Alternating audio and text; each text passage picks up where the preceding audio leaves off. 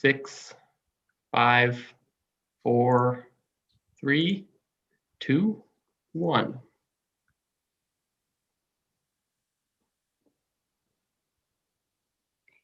We're live. You can go ahead and call the meeting to order. Good evening. We'll call to order the April 22nd meeting of the Brisbane Planning Commission. This virtual meeting is compliant with the Governor's Executive Order N2920, issued on March 17th, 2020, allowing for deviation of teleconference rules required by the Brown Act. Consistent with the order, this virtual meeting provides a safe environment for staff, planning commissioners, and the public, while allowing for public participation. The Planning Commission meeting is being broadcast on Comcast Channel 27 and the city's YouTube channel at www.youtube.com/BrisbaneCA. The agenda materials may be viewed online at www.brisbaneca.org/meetings. All written comments submitted in advance of the meeting have already been provided to the Commission. For those who did not provide written comments, a call-in telephone number was provided on the agenda, which can be viewed online at www.brisbaneca.org/meetings. The phone number and instructions will also be provided during the meeting. Participants in the Zoom webinar may make their comments through Zoom. Please note that Zoom participants will only be able to address the Commission verbally. I will announce time limits for public comment during the particular item. Staff, may we have a roll, please? Commissioner Funke? You're on mute. Yep. Commissioner Gomez? Here. Commissioner Gooding? Here. Commissioner Patel? Here. Commissioner Saison? Here. All right. Commission, may I have a motion, please, to adopt the agenda? I make a motion to adopt the agenda. Any seconds? I'll second.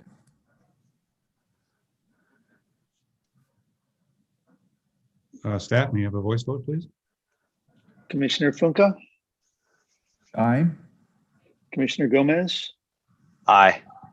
Commissioner Gooding? Aye. Commissioner Patel? Aye. Commissioner Saison? Aye. All right, the motion carries with 5 ayes. We move on to the consent calendar. Are there any members of the public or any commissioners who would like to remove any item from the consent calendar? At this point, staff will post a text and call number on the screen. Any Zoom participants who wish to pull any item from the consent calendar may raise their hand by pressing the raise hand button or by pressing *9 on their phone. Staff will start a timer for 30 seconds for members of the public.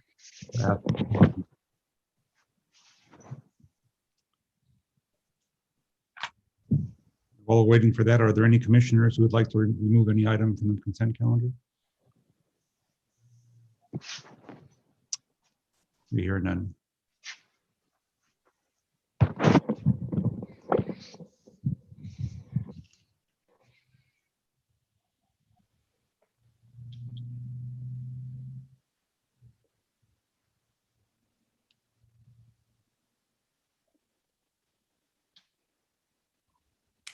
Associate Planner Robbins is muted, but I believe he said we didn't get any That's correct. requests to, sorry.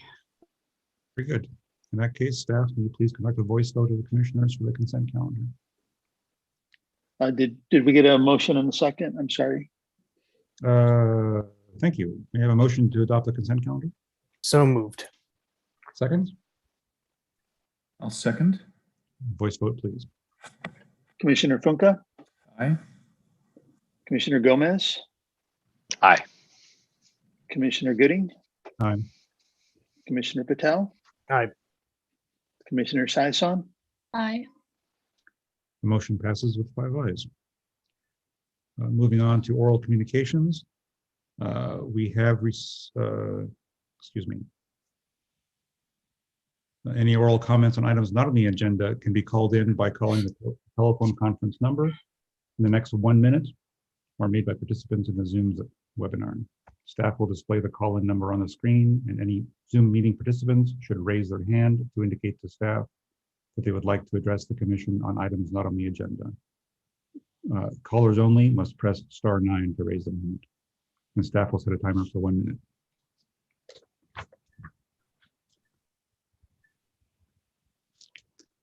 We have received one additional written item in addition to those that have been received before the April 8th meeting from Ms. Gilbert, and that is acknowledged in the record. Staff, are there any other written communications that we didn't get before the meeting? No. No. Thank you. 15-second warning.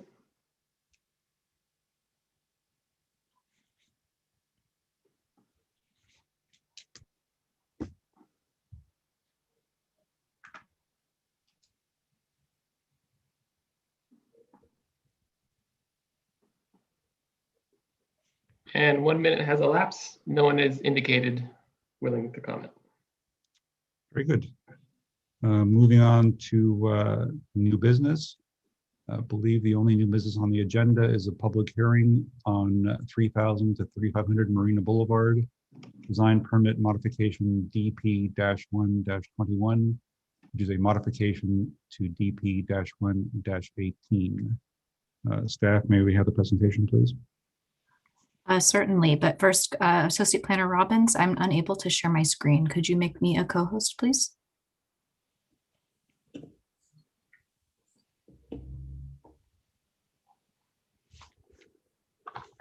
Great. Okay. So good evening, Chair and Commissioners. The application before you tonight is for modifications to a previously approved design permit, DP-1-18 for 3000 to 3500 Marina Boulevard for a new 3-building biotech campus at the subject property. The application, identified as design permit DP-1-21, would modify very specific elements of the previously approved design. Those include modifications to the exterior balconies and balcony overhangs at the ends of each of the 3 buildings, as well as modifications to the materials and the wall plane geometry of the interior and exterior walls of each of the 3 buildings. And just for clarification, throughout this presentation tonight, when you hear interior and exterior wall, those are referring to the relationship of the walls to the interior courtyard of this site. So just to refresh everyone's memory, this is the site location shown here on the map in Sierra Point at the northwest corner, right in between 1000 Marina and 5000 Marina Boulevard. It's also bounded by Highway 101 to the west, and of course the bay to the north. The approved site plan, which was included in the staff report, briefly shown here. No changes to the site plan are proposed. So again, this shows the layout of the 3 buildings. 2 of the buildings kind of oriented to the north and south, and the 3rd at the end oriented west and east. The buildings are above a parking podium. So whereas the previous design had separate 2 office buildings and a separate parking garage, the revised design in 2018 actually combined the buildings and the parking into one podium structure. You can see here the proposed Bay Trail extension connecting from 5000 Marina to the east and actually wrapping all the way around the western edge of the property. And surface parking is also provided. That includes both tenant parking as well as the required public parking for the Bay Trail. The project did receive the San Francisco Bay Conservation and Development Commission issued a permit for the project design subsequent to the 2018 design approvals. That BCDC permit was issued in 2019. So going into those, what is the history of approvals? Again, these are detailed in the staff report, but just a refresher, the original design was approved in 2008. That was for 2 office buildings, one 8 and one 10-story building, and a standalone 5-story parking garage. The total floor area of the office buildings was just under 450,000 square feet. An initial study and mitigated negative declaration under CEQA was adopted for that project. In 2018, so the site didn't develop for 10 years. In 2018, the new buyer, current owners, phase 3, submitted a revised design permit application to significantly modify the design, again, to feature this 3-building design, smaller buildings, smaller floor area footprint, and combining the parking and buildings into a overall podium structure. In association with the Commission's approval of those design permits in 2018, you also adopted an addendum to the 2008 initial study and mitigated negative declaration. And fast forwarding then, so subsequent to the 2018 design permit approvals, again, they received BCDC permit approval in 2019. The applicant then applied for building permits with the city starting in late 2019 in a phased fashion. So the excavation and foundation permit was applied for first and issued in September of last year, followed by the vertical framing element, or as they call it, superstructure permit, which was issued in February of this year. So that's anything above the ground. And finally, the architectural permit, which contains the actual building exterior design and materials, as well as the landscape plans and other more specific designs that aren't necessarily structural in nature. That architectural building permit is pending Commission's action on this design permit application, as that is where the design permit modification is coming from. So the applicant is going to give you a detailed breakdown of the changes to the materials and the changes to the building elevation. So I'll try to just hit the high points. First of all, this is the 2018 approved design. So you can see the significant projecting overhangs. This is the north elevation. We're looking at buildings 1 and 2 here from the north. So we have very exaggerated projecting overhangs at these building elevations. You can also see building 3 in the background at the southern end of the site, which has projecting overhangs that they're a little less exaggerated. You can also see at these elevations the partial floor width balconies. So balconies at a couple different floors, fairly deep, but not spanning the entire width of the building. They're also not shielded. So you can see the projecting overhangs do feature some metal framing, but that framing is not flush with the building walls. So essentially these balconies are left open and the metal framing is more of a decorative aesthetic element. Finally, on the exterior and interior walls, the long walls, the wall plane that was approved was a flat glass wall plane, and 3-dimensional texture was added through horizontal metal fins on the exterior walls and vertical glass fins on the interior walls, those walls facing the courtyard. And before you here is the proposed design. Again, the applicant will give you lots of detail about it, but in general, you can very obviously see those significant changes are to the balconies and projecting overhangs at the northern ends of buildings 1 and 2. Not seen in this graphic, but there are also modifications to the balconies and overhangs at building 3 as well. Significantly, the balconies that were previously at the south end of buildings 1 and 2 and the east end of building 3 have been eliminated. And then, the west end of building 3 have been eliminated, and the remaining balconies have been revised to span the full width of each floor where they're located. They're no longer those partial width balconies, and they're now fully enclosed and sheltered by these proposed sawtooth glass curtain framing elements at the end of the buildings. And then as to the change in materials for the exterior and interior building walls, whereas they've previously featured different the same flat glass plane, but different 3-dimensional elements. They are now uniform in their design and style with a sawtooth glass curtain wall. So that's kind of a three-dimensional wall, as the applicant will describe to you in detail, with ceramic fritted treatment for energy efficiency and glare reduction. So in order to approve the requested modifications, the commission has to make certain findings, obviously, per the design review chapter 17.42 in the municipal code. Buildings in the SPCRO district are also subject to compliance with the Sierra Point combined architectural and site design guidelines. So that's a guiding document that is, part and parcel with your design permit findings. As described in detail in the staff report, and I won't belabor it too much here, generally the applicable Sierra Point design guidelines have to do with encouraging designs that have continuous design elements, simple building forms, articulated buildings, buildings that do feature where appropriate balconies and other provisions for outdoor employee space, as well as some specific design elements like horizontal fenestration. So as described in the staff report, this modified design does comply with the applicable Sierra Point design guidelines. Though it does represent a change from the previously approved design, the design itself does meet the goals of the Sierra Point guidelines. Moving on to the applicable findings in chapter 17.42 of the municipal code. As noted in the staff report, there are obviously many more findings in that chapter.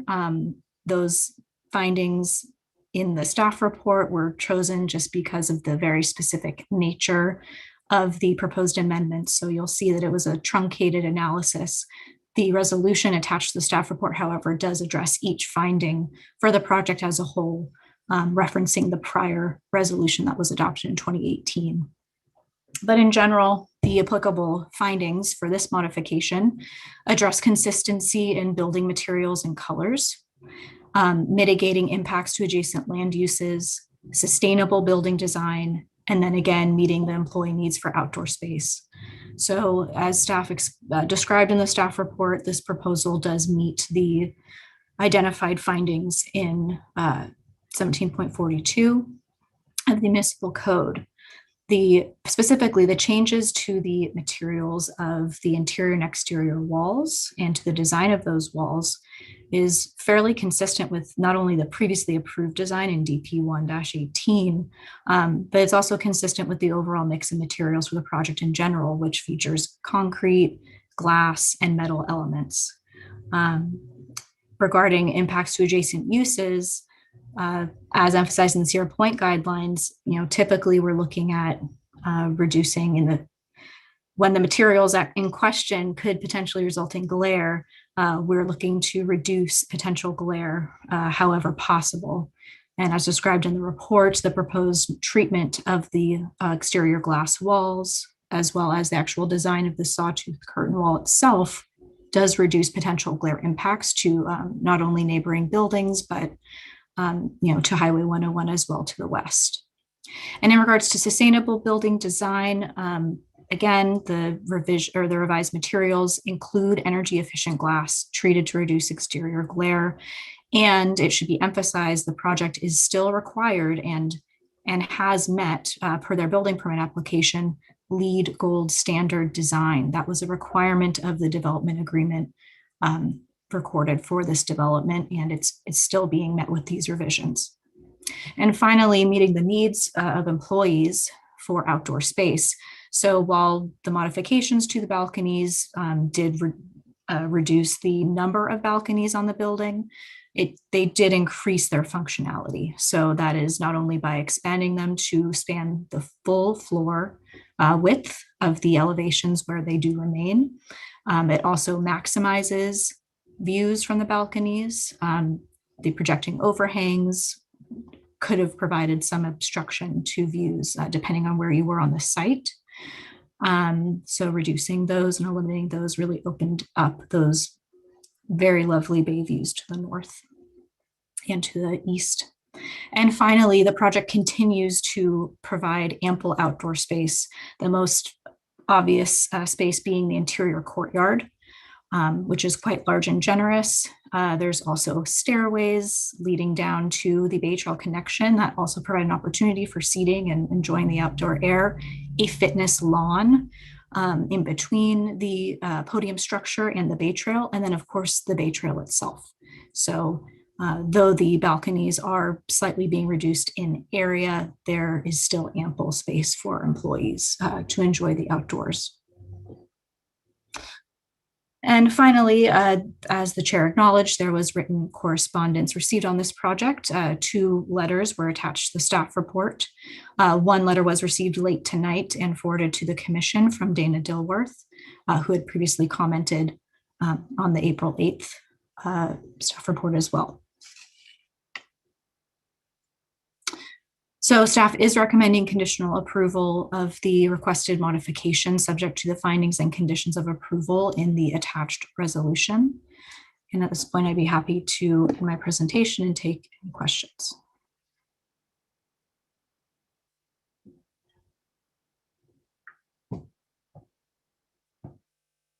You're muted, Chair.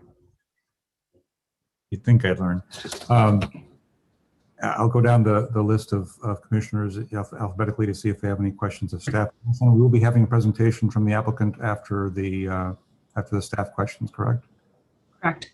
Okay. So are there any questions for staff regarding the presentation from Commissioner Fonka? There were just 2 that occurred to me for my clarification. One was about the design standards and should we take that to mean the expectation is that it's consistent with the other buildings that are already there? Because I assume, there's other biotech buildings there. Is that the idea? You wouldn't want something wildly innovative that's out of character? What's there? Is that so the Sierra Point design guidelines? Yeah. They do not encourage continuity of design amongst the site as a whole necessarily, although, as you may or may not know, the original vision for Sierra Point was that it would be developed by a master developer.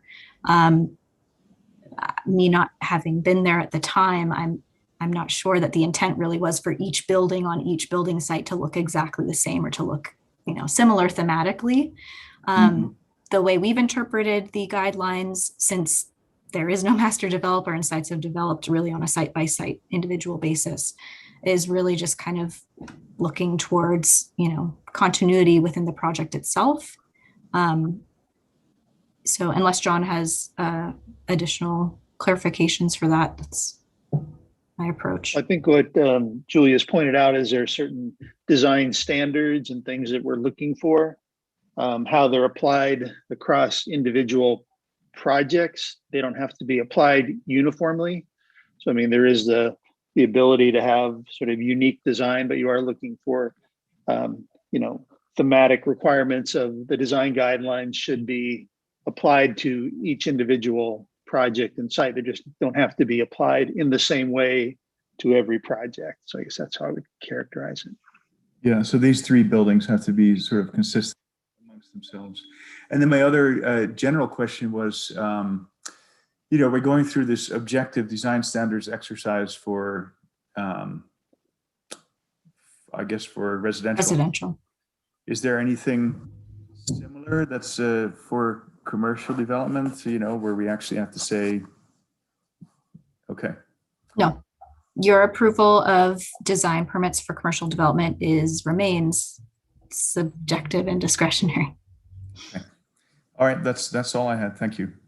Thank you. Great questions. Commissioner Gomez, any questions from you for staff?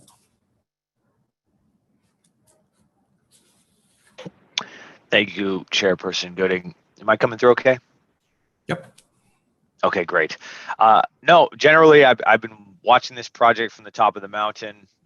Seems like they're getting going with peers and significant activities out there. I know we deliberated quite extensively as we reviewed this project in years prior. generally encouraged to see that it's still moving, and I don't have any particular questions based upon the presentation.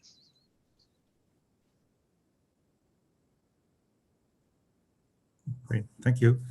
Commissioner Patel, any questions for staff? I do not have any questions. Thanks. Commissioner Saison, any questions for staff? No, not at this time. Thank you. Okay, thank you. Should we, a question from me for staff, should we go ahead and open the public hearing first, or the applicant, or is that Well, included? the applicant will be the first presenter in the public hearing. All right. In that case, we'll open the public hearing and ask the applicants if they'd like to speak. Great, and bear with me as oh, sorry, Jeremiah, it's not time for that yet.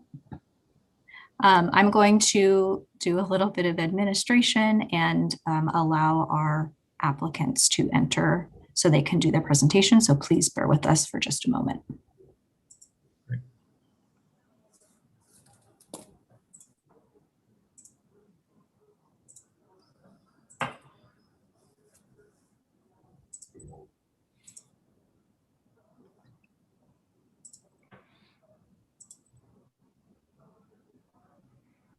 Okay. So I believe it'll be Michael Duncan and Adam Kashner presenting on behalf of the applicant. And can we please confirm if they are allowed to share their screens, Commissioner or Associate Planner Robbins?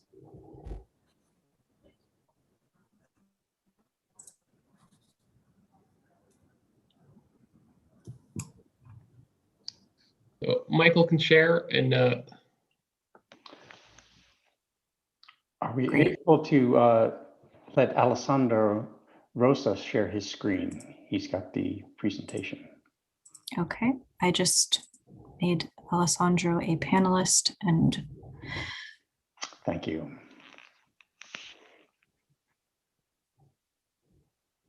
okay, you should be able to share. your before we screen. begin, can I also confirm that the applicant's team can unmute themselves at will, or if we need to do that for them?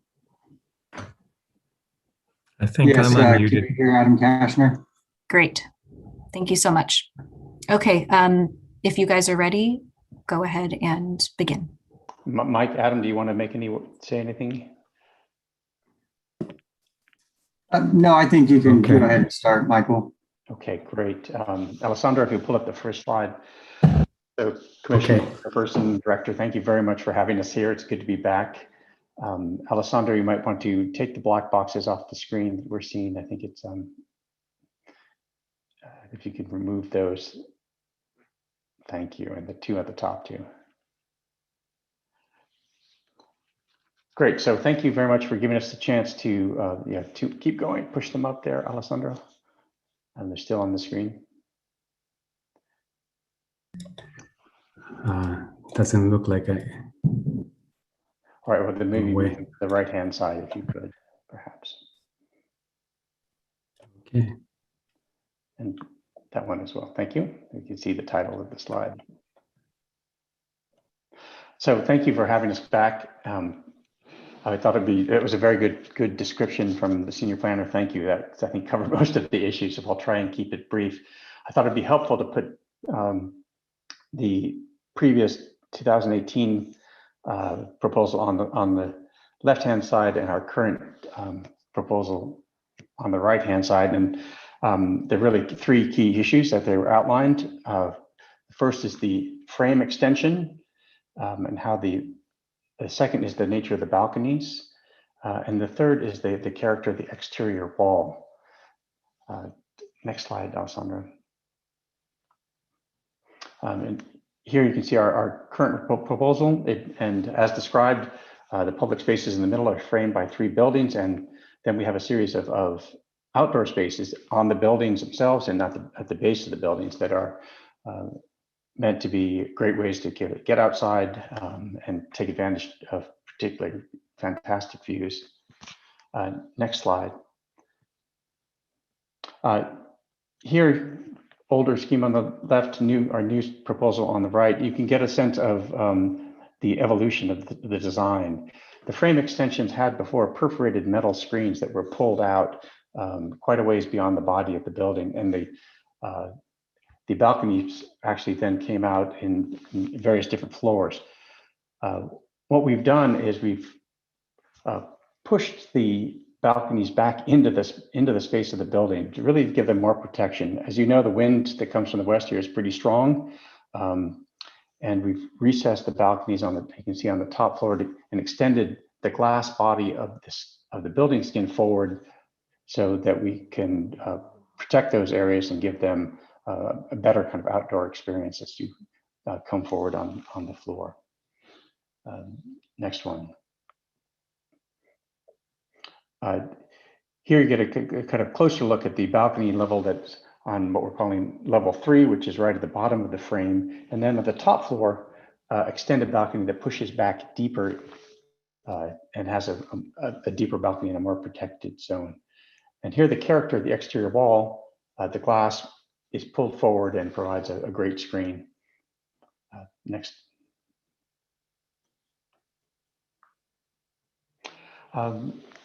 The drivers of this change, first was the idea of scale and harmony and unity of getting the character of the buildings and their building character to extend this wall from indoor to outdoor and have it a kind of a stronger identity to the building. The second one, which was mentioned, was the views. The views are spectacular to the north and to the east, and our extensions, the very deep ones, acted a little bit like blinders and interfered then with the views as you look sort of off to the right-hand side off the balconies. And the third and very real one was also the wind. The openings, the perforated metal, they separating the exterior skin from the body of the building, let the wind come in the side and didn't really provide enough protection for those balconies and to make them really pleasant spaces to come out on windy days. The fourth one was noise. There were some concerns that perhaps the perforated metal and the gaps between the buildings might create a whistling sound. This wasn't proven yet, but we had some concerns, and our client had some concerns of that as well. And that finally, we had treated the glass extensions with white fritting that helps to reduce glare and also helps to give a little more body to the end of the building. Next slide. This is a plan superimposing the previous plan with our current plan, and the dashed outline in black around the edge shows the extension of the previous screen walls that came over. And you can see we've reduced them on the north, pulled them back, as well as east and west on the building and the south side. The light orange color shows the current extent of the frame, the line that the dash is pulled back to, and the darker red shows the width of the balconies and the current extent. It gives you a sense of the adjustments that have been made on building 1, 2, and 3 to the south. Maybe easier to see the next slide where we've pulled them apart to give you kind of a clearer idea. Next slide, where the previous proposal on the left, you can see with the incremental yellow balconies that are positioned both on either ends of the buildings, where we've now concentrated the balconies on the north, and next slide, on the east side of building 3. And this was really done, so we've taken advantage on the north side of the views. The views from building 1 and 2, it didn't make too much sense to get the balconies there because you were basically looking right into the adjacent building on building number 3. On building number 3 on the south side, we've concentrated the balcony spaces on the east side, on the lee side of the building. Balconies that had been facing due west were right in the face of the wind. Next slide.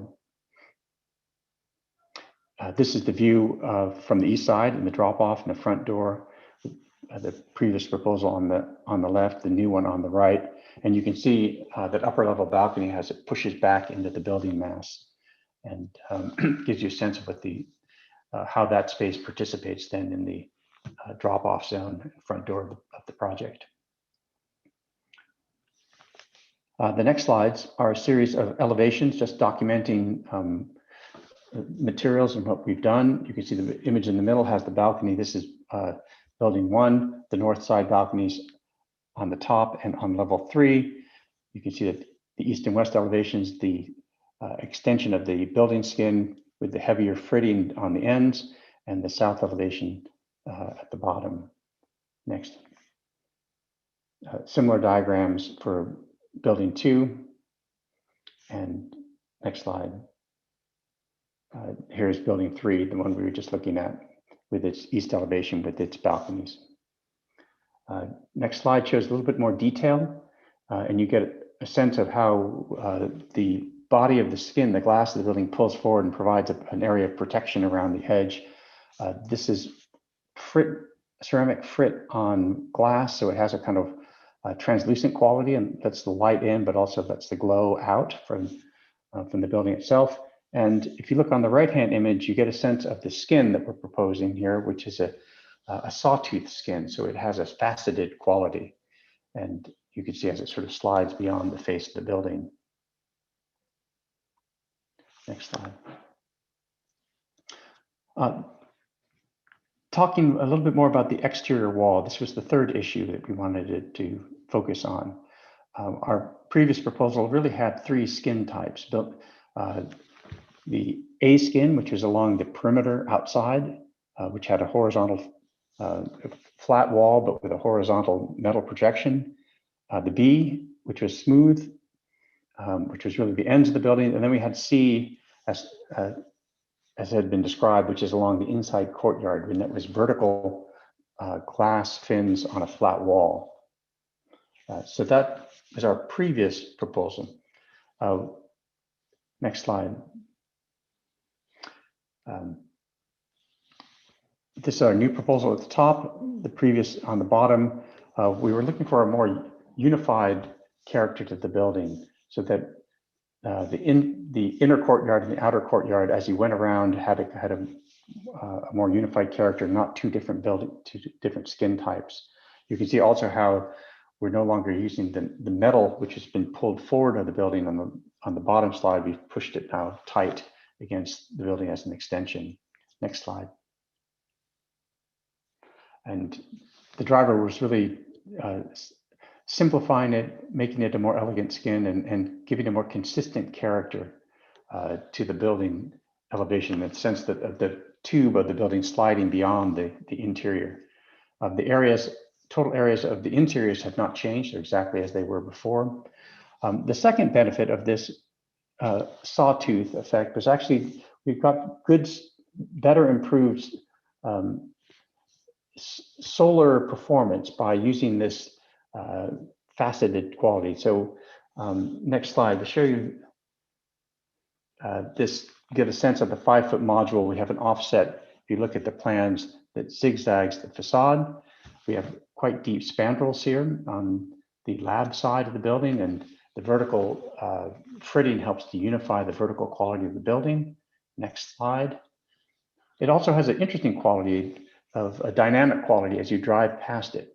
So if you're coming from the south, you're seeing the opaque side of the sawtooth. It has a more opaque feeling. As you drive by, the building feels like it's opening up.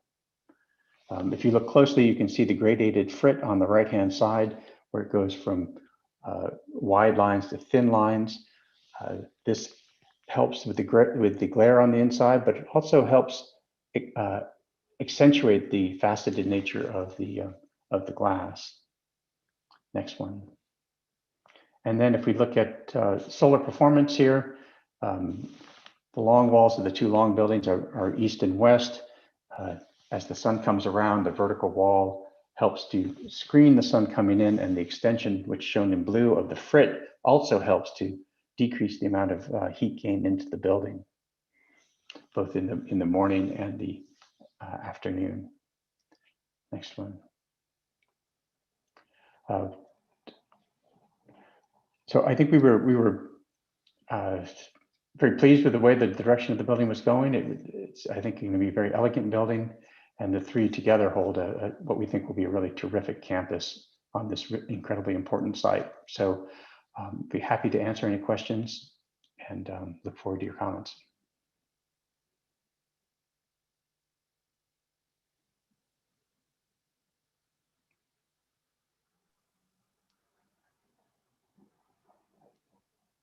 Chair Gooding, you're muted. I'll open the floor for questions from the commissioners for the applicants. Commissioner Funke, any questions? No questions right now. Thank you. Commissioner Gomez, any questions for the applicants? No, sir.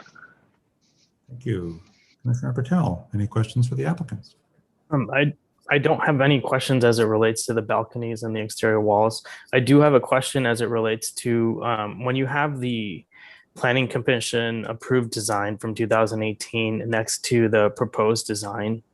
I just have a question about the landscaping. Have you guys decreased the green space and replaced it with what looks like concrete steps? Or is that just a depiction that doesn't really conform with what we had previously talked about? Because I remember in 2018, we went through almost exhaustively how much green space there was going to be between the buildings and how much water that would capture and things like that. And it just seems like when you compare the two pictures, it looks like the green space has been concreted over. Is that true, or is it just a poor depiction? Are you referring to the foreground or in the cascading stairs? In the cascading stairs area, it looks like the cascading stairs go all the way up to what seems to be like a flat area, and all of that's concreted over. Whereas didn't seem like that in the previous depiction, but maybe I'm wrong. It just looks different. I think Through the chair. Oh, I'm sorry. I think the landscaping is the same, and we do have on the stairs themselves. We have planting. It may be hard to see there, and I don't think that the green space has decreased at all. Okay. It has not, sorry, through the chair. So the proposed landscaping, which would include the interior courtyard, all of the accent landscaping, as well as the landscaping spanning the exterior of the podium, those elements have not changed significantly, and the square footage of landscape area has not changed from the 2018 approval. Okay. And as a reminder as well, the 2018 approval included a conceptual landscape plan. And one of the conditions of approval for that permit was that final landscape plan would be subject to review and approval by the director at the time of building permit. But again, the submitted landscape plans are consistent with what was approved in the conceptual landscape plan. Okay. All right. Any other questions, Commissioner Patel? No? Commissioner Sayasan, any questions for the applicants? Yeah, I have a quick comment for Mr. Duncan. I have to say, I really loved your previous design. I thought your overhangs and the balcony was visually striking, and I thought it kind of helped break up the mass of the building. So I'm a little disappointed that you're asking for a change here, but I do have a question. So you guys have already broken ground, correct? Right. Okay. So my question is, so one of the factors that caused you to change your design was your wind study. So can you talk a little bit about that a little bit? Because I thought that was already, in your previous design, I thought that was already taken into consideration. I thought that was already done. So can you tell me what other, studies you guys have done to warrant this change? The wind study that was done, I believe, was done mainly for the quality of space on the ground and for the machinery on the roof, and and general understanding of the wind motion through the site. I'll say that. As we got into the specifics on the very end, we realized that we had gaps between the panels that were starting to let wind through there, and so we did not have the wind study specifically to that area, but understanding the general wind that was occurring on the site and other places on the building, realized that that would not be a protected area as we had hoped for before on the very ends of the building, particularly this north end. I see. And so when did you guys make that determination? I think it was probably just before our submittal in September, I think, is when we had changed the design on it. Okay. Okay, thank you. So I have a question as well. Is there any way you can get up on screen the rendering of the original design as to the east side of building 1? Is building 1 the westernmost building? Building 1 is the westernmost building, yes. Maybe the very, how about that? Maybe full screen if you could, Alessandro. Yeah, something that shows the sort of the inside of the plaza, if you will. But inside of the plaza, maybe the next slide on building number 5. This one. How about this? Yeah, that's the current plan. Current is on the right. Previous is on the left. There we go. Thank you. So as I view this, it looks like there were balconies planned for the eastern facade of building 1 that are removed from the current design. Is that correct? No, those balconies are actually the same balconies we showed that face north. You can see them from the east, but they were the screen pulled away so you could see them through. So those are the same ones that were shown in the first image of the 2018 scheme. That's just the screen wall. Was any consideration given to? Go ahead. Got it. Was any consideration given to trying to retain some aspect of balconies on the eastern facade of building 1 or western facade of building 2, so that the plaza itself would have sort of balconies facing it and people would be able to view it? Does that make sense? It does make sense. No, so it. I think as we pulled the screen back, we thought that focusing on the water view was the primary. But I understand the idea of whether it would open into the middle. But we had pulled the building back, the balcony back into the building, and we didn't have that chance then to open a slot to look into the courtyard. Focusing on the water view. Are there any changes at all made to the plaza area?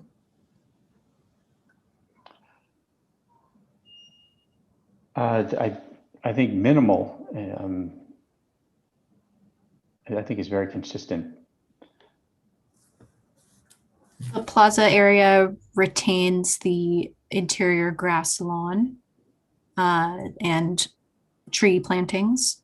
So these views here they're obviously at different elevations. So the view of the rendering on the left, the original 2018 approval, is more of an aerial view looking down. Yeah, there you go. Here maybe you can see the lawn. Yeah. Yeah. Okay. Right.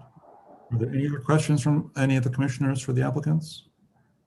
What are the minimal changes to the plaza area? Because I couldn't figure it out.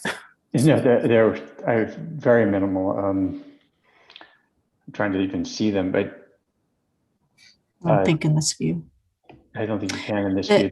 There's a piece of sculpture on the other end that one of the trees has been replaced by, but they were not large-scale changes. There was an annex of the restaurant use in building 2. That was a kiosk that was eliminated. Access to the restaurant cafe still remains obviously in building 2. So and then moved into the building in a sense there. It still serves the plaza. And then there was a proposed grove of trees that's been replaced with different vegetated plantings. So retaining a green space, but just swapping out the trees themselves within the courtyard. Any other commissioner questions for the applicants? Hearing none. Sorry, wait, I'm sorry. What were the trees replaced with? Vegetated screening walls, I believe, with climbing vines to provide the same kind of green seating area provided by the former grove, which actually didn't have any seating in it at all.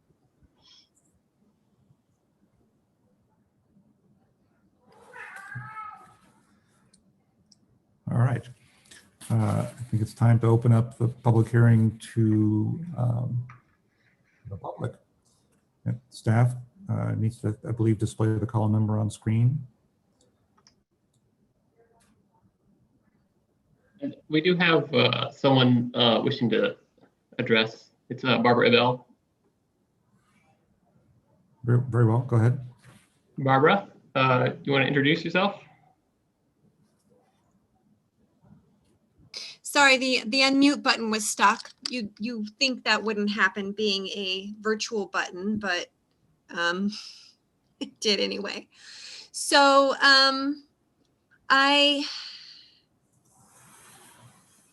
let me compose my thoughts here because I just got interrupted.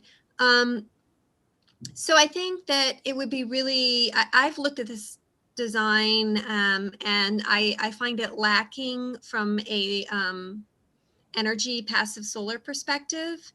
The applicant's drawing shows the arc swing of the sun swinging about less than 45 degrees, I think, but in the summer, the sun's arc is in excess of 180 degrees. So I'm just, and they were talking about their orientation, and I'm like, well, if you're doing a solar building for solar gain, then the long edge of the building is supposed to run east-west and be on either the north or the south side of the building, which is contrary to what it sounded like what he was saying.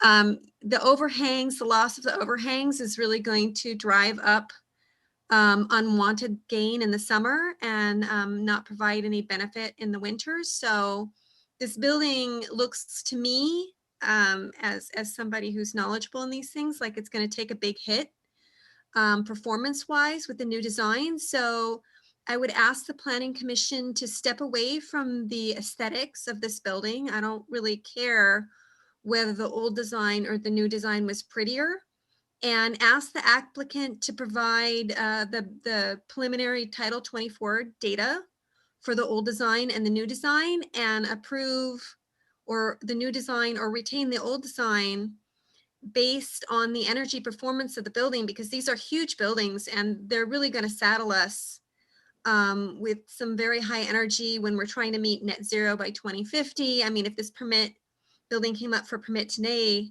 it would have to meet the zero net requirements for commercial of 2030. And while it does not have to meet that requirement because it was a prior approval, I would really think that any changes they made should have to move us closer to current Title 24 and not further away. And so again, I would ask that you make your decision not on subjective things like aesthetics, but on objectively how this is going to affect energy performance. Thank you very much.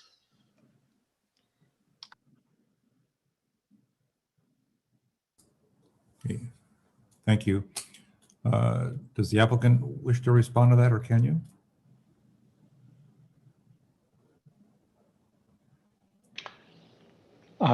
Sure. We might not have left the solar diagram on the screen long enough to see it, but it actually does show kind of the full arc range and of the summer sun.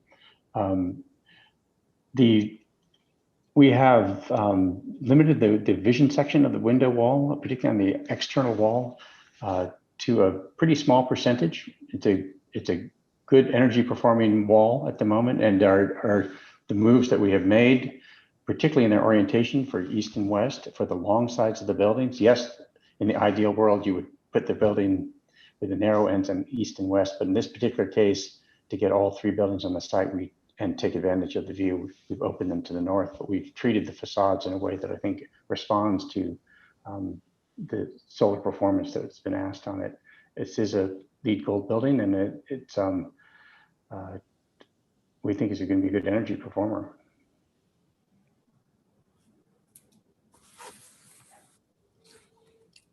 Staff, are there any other members of the public wishing to speak? No one else has come in. 2 minutes has passed, but we could give another 30 seconds if you wish. Sure, let's go ahead and do that. Staff, I don't want to put you on the spot because the question was not submitted earlier, but is there any comment from staff on the solar issues brought up by Ms. Ebel? Sure. So the application was submitted, as she noted, prior to the current zero net requirements going into effect, but they are still subject to the LEED Gold design standard per their development agreement. Through their building permit application, yes, they are required to submit Title 24 calculations related to the building's energy performance. So that data is at hand. I think part of what the applicant may want to describe in a little more detail is how the glass is, not only the type of glass on those walls, and compare that to the previous type of glass proposed, but also talk about how that glass is treated, just to give you a little more clarity on how the proposed glass will actually operate energy-wise. I think that might be helpful to get a little more detail on that from SOM. Through the chair, if that's okay. Yes, please. Good. So first of all, we do have high performance glass on the building. The building meets all the energy codes. We have, so maybe you can pull up we've also added a ceramic frit coating, particularly on that west facade, that helps to decrease the amount of heat gain and decrease the glare coming into the building. So here you can see the little diagram up above with it shows the red dots going around. The buildings are roughly oriented, the B1 and B2 are roughly oriented north-south, and the shoulder of the sawtooth provides a kind of, it's almost like a vertical shading device on the side, which is a good strategy rather than a horizontal one. If you're facing east and west, as the sun gets lower, you get more bang out of the vertical than you do necessarily out of the horizontal. Roughly speaking, you can see perhaps the image on the far left, where between the vertical and the fritting, we're able to cut out a good percentage of the actual direct sun that comes into the building. We still do have overhangs on the ends of the buildings, and it's been a strong energy performing building. We've decreased the amount of visible glass on the outside, so we have a higher, you call it sill, and these are in the lab spaces, so we're not wanting to get a whole lot of light in there, but able to control the light in that way as well. Michael, this is Mike Garrity with Phase 3, the owner and developer. Would it be possible to pull up an image of the vision glass versus the spandrel glass? I think it's an important distinction to show where light will actually come through into the building on these faces. So maybe we can go to the elevation on that. And please explain what spandrel glass and vision glass are. It was briefly touched on the staff report, but just for the folks watching. Maybe slide 19. So vision glass is where you can see out. Spandrel glass is a glass that has an insulation behind it, so it performs like an insulated wall.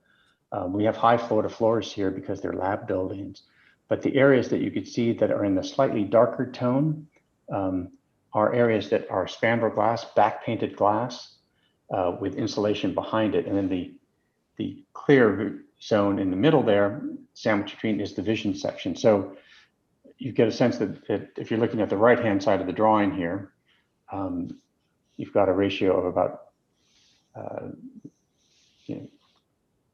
smaller to bigger, 40 to 60% on if you take a typical section there. The frit helps to mitigate the banding of the building that you get sometimes with spandrel and make it a more vertical quality, as well as helps the performance. Michael, is it accurate to say that the clear white where there's no lines is the only portion of the glass that's actually truly just see-through? Every other piece here is obstructed in some form or fashion, and therefore reflecting both some of the glare as well as some of the heat gain? Yeah, and it's it's insulated panel, so it's not taking on that heat gain into the building or reducing that.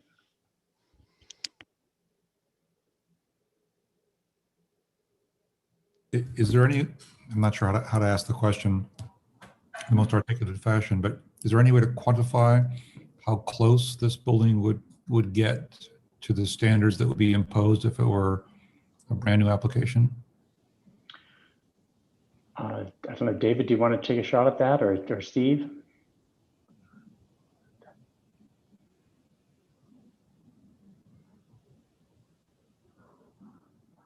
And actually, could I clarify through the chair? The applicable building code, well, the building code in effect right now in the city is the 2019 California Building Code, and that went into effect. Director Zwicky, please correct me if I'm wrong. That went into effect January 1, 2020. Yes? He's nodding his Yes, head. you're correct. He is, okay, sorry. Lots of people up here. And so this application, the building permit, was actually submitted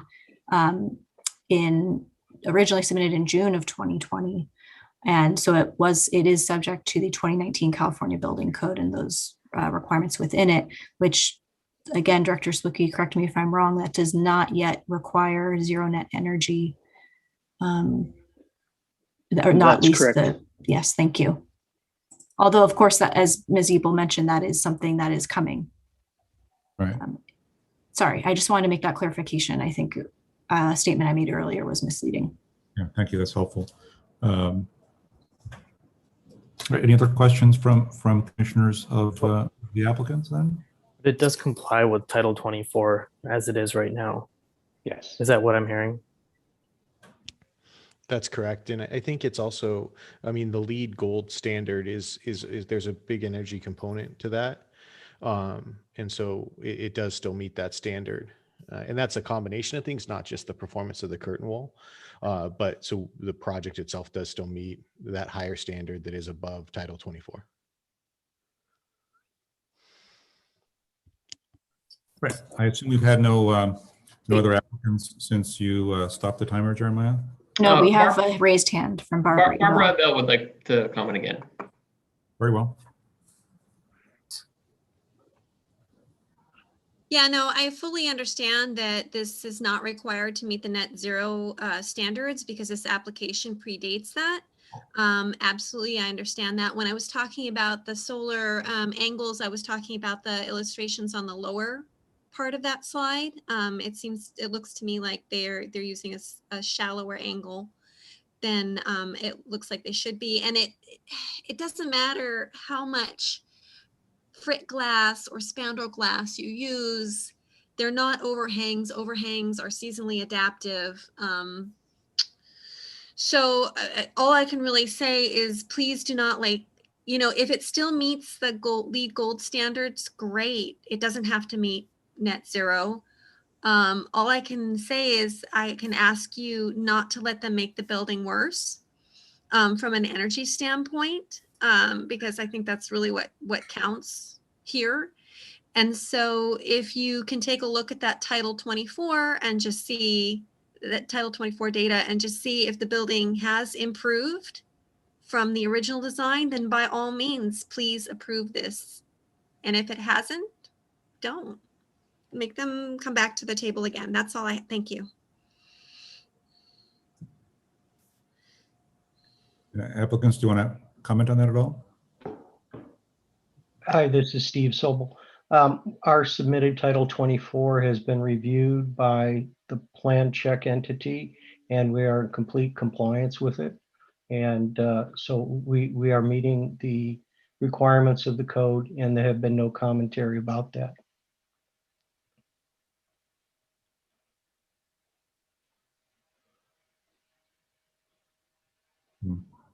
I have a question. Yes, thank you. I don't know if staff can tell us this or if the applicant can tell us this. Does the Title 24 report indicate whether the building is either more or less energy efficient now that the modifications have been made? It won't, will it? Now, through the chair, so the Title 24 analysis is required as part of the building permit package. Yep. It is not required as part of the design permit package, and it was not done at the time of design permit. That's not something that you all reviewed or considered, and it was not part of the original approvals. So the Title 24 analysis provided in the subsequent building permit is the only Title 24 analysis that was performed, because that's what the code requires, both the building and zoning code. So they would have to, in my understanding, create a new Title 24 report for the 2018 design, which I will defer to Director Swicky if that's something we can do. But there is no Title 24 report to refer to from the 2018 design permit. It's not a required document as part of the design permit approval. And it wasn't part of the original approvals. They have to do a new Title 24 report if they do modifications that could have impacts on energy consumption. They've done the required Title 24 report for this design that they've proposed, which they submitted in a building permit. Again, there's no original Title 24 report to refer to because it's not required. It was not required for the 2018 design permit. Does that make sense? Yeah, no, that makes sense. The other question I have is, my understanding is that I think Ms. Evil is saying that if you get rid of the overhang, then it makes the building less energy efficient. My understanding is overhangs matter when they're southern facing, because I don't know anything about that. So can someone address that? Does it make it less efficient because there's no longer an overhang over the balconies? Because of the north balcony overhang. The north changes. balcony, which is where we pulled it back. I think that it has a marginal impact on some of the north, because that face really rarely gets any kind of heat gain. So for that move on the north side, no. We did pull back on the ends of the buildings on the south side a bit, so there's probably some impact there. But that probably just on primarily the big move we did was to pull it back on the north side, and that's, I think, marginal.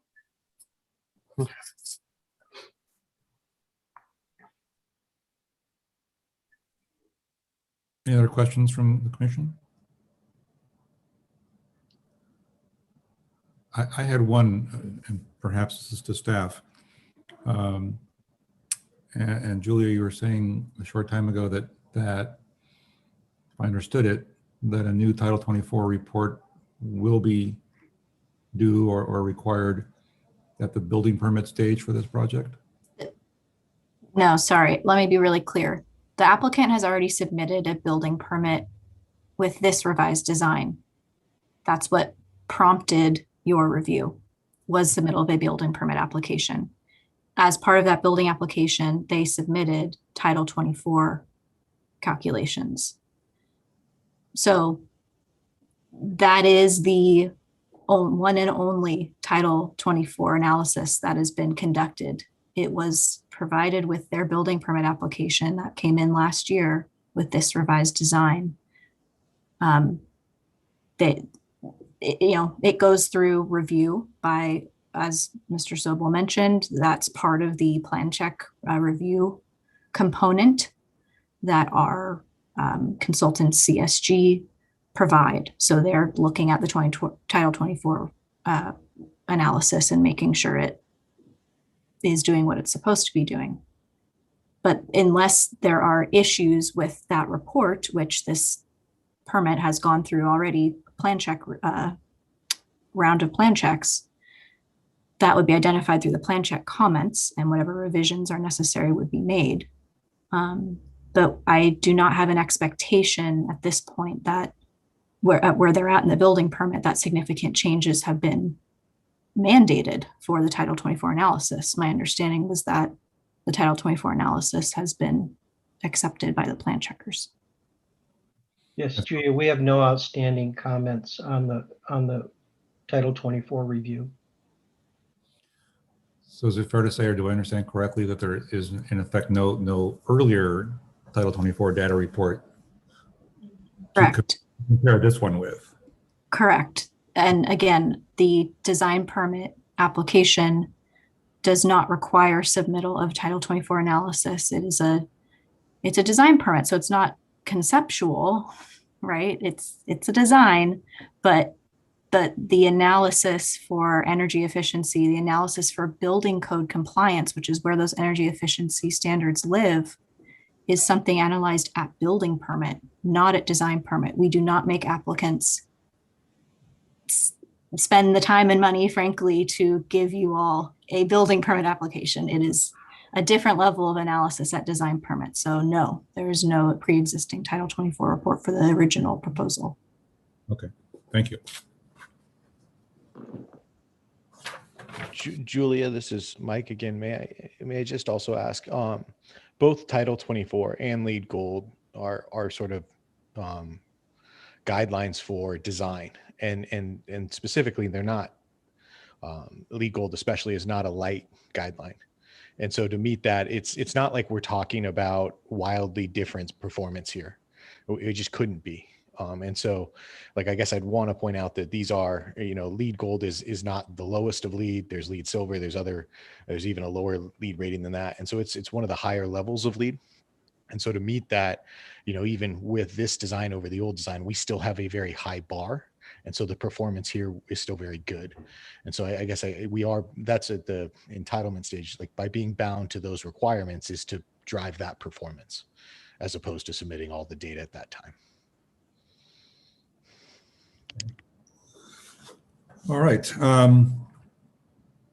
believe have we now heard, Jeremiah, from all the public that is wishing or asking to speak? No one else has indicated they'd like to address the commission.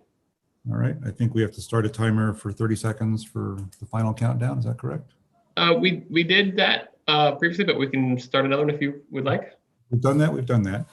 In that case, I'll entertain a motion to close the public hearing. Anyone? I'll make a motion to close the public hearing. Any second? I'll second. Second. Staff, may I have a voice vote, please? Commissioner Funke, Aye. Commissioner Gomez, Aye. Commissioner Gooding, Aye. Commissioner Patel, Aye. Commissioner Saison. Aye. All right, the motion passes with 5 ayes. I think we've now begun our deliberation period, and I'll ask each commissioner in turn to share any additional comments they have individually. We can start with Commissioner Funke. Any additional comments or deliberations? Oh, I thought the public questions were very good, that it wasn't just an consideration, but an energy consideration. But I think the applicant met their responsibility. They made all the submissions that they had to. And I don't think we can really ask them to go through more trouble to prove that the building is at least as efficient as it was under the original proposal. So I'm happy with it. I have no additional questions. Commissioner Gomez, any additional comments or deliberations? Only thing I wanted to share, I think for the benefit of the commission and our respective community members, is that the Title 24 standards for commercial new construction become ever more strict every few years. And to get a building to perform, especially large commercial buildings to perform at what the state is pushing, is very difficult from an architectural and engineering standpoint.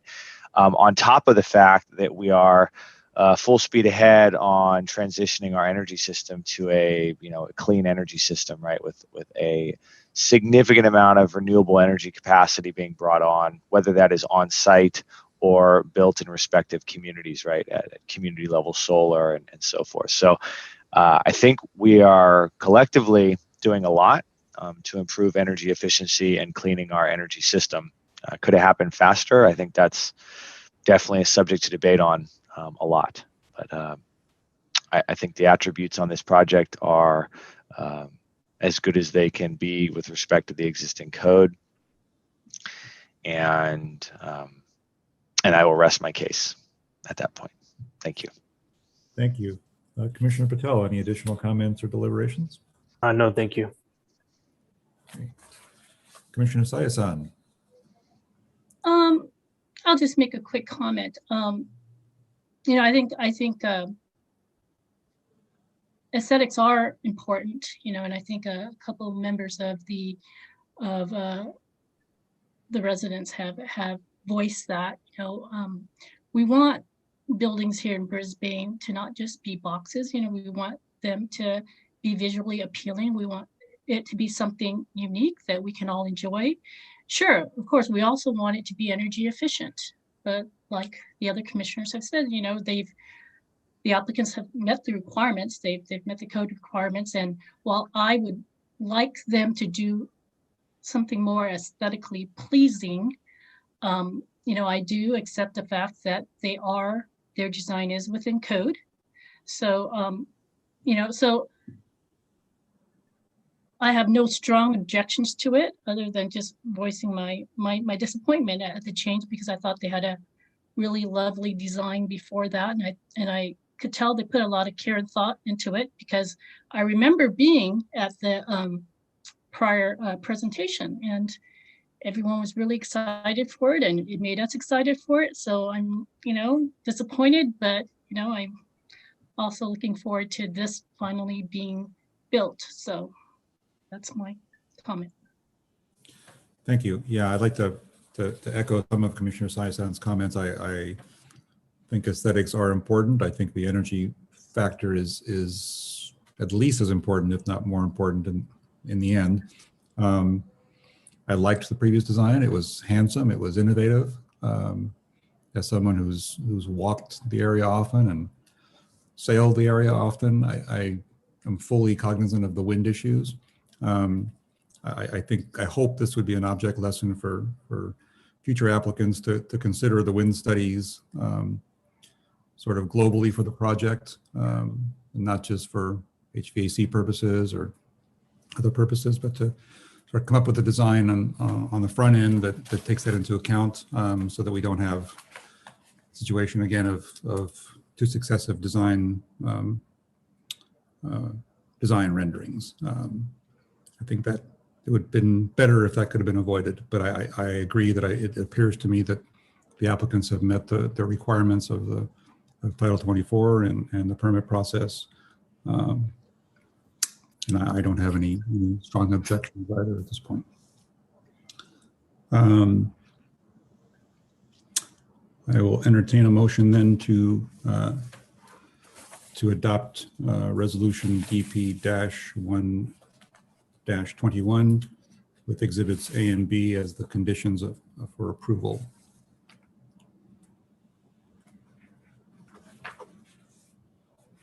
Anyone? I'll make the motion. Any second? Second. All right. Staff, may we have a voice vote, please? Commissioner Funke, Aye. Commissioner Gomez, Aye. Commissioner Gooding, Aye. Commissioner Patel, Aye. Commissioner Sayasan.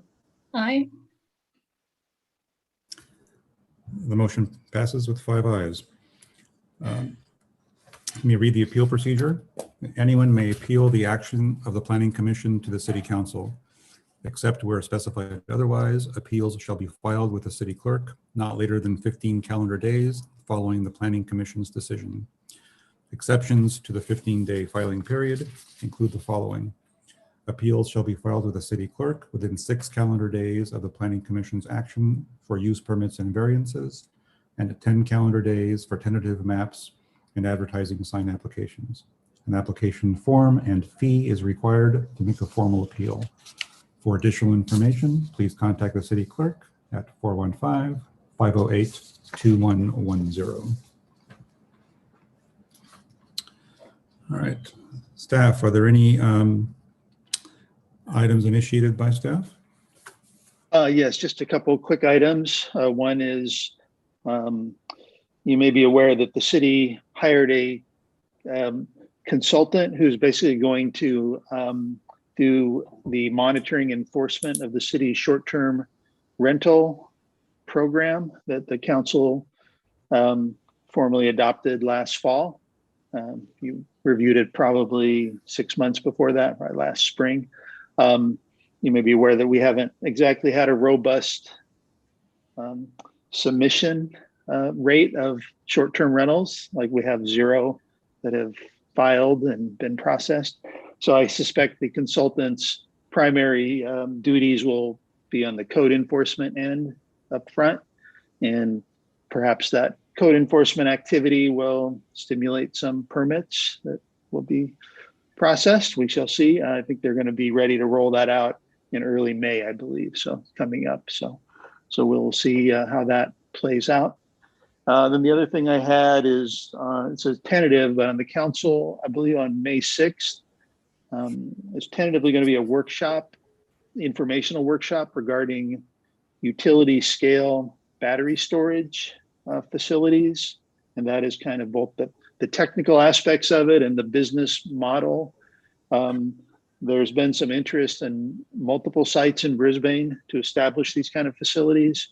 So that would be germane because most of those, if the Baylands may have its own path forward, but if it's on some other private property in Brisbane, that would require some sort of permitting through the Planning Commission. So, you may be engaged in that particular review. So, it is kind of a new industry to us and probably to you as well. And so hopefully we'll provide some, useful background information for everybody. So when that date does get formalized, I'll send a reminder, but I believe it's going to be May 6th. And if you can't view it, obviously, it is held. You could always review the video of the council meeting as well later. So anyways, wanted to remind you of that as well. Thank you. One quick question. Maybe this is jumping the gun on the contractor, but do we have any sense of what kinds of code enforcement tools or weapons that would entail? Well, there's a whole, it's laid out in the municipal code. How do you enforce the compliance with anything in the municipal code, including the zoning requirements? So there's typically a ratcheted up, there's a warning and someone has 10 days to correct. And then theoretically the city, if something is illegal, the city has the ability to essentially cite on a 10-day basis, with the ratcheting fine. And then there are other more extraordinary legal measures that can be taken if there's a particular nuisance involved. But yeah, the fines can start to add up over time, and the city has the ability to collect, by lien or other measures to collect those kind of fines. Hopefully we don't get to that. That would be the goal, is we're always trying to get people to comply with the regulations, and that would be the spirit in which we undertake this as well.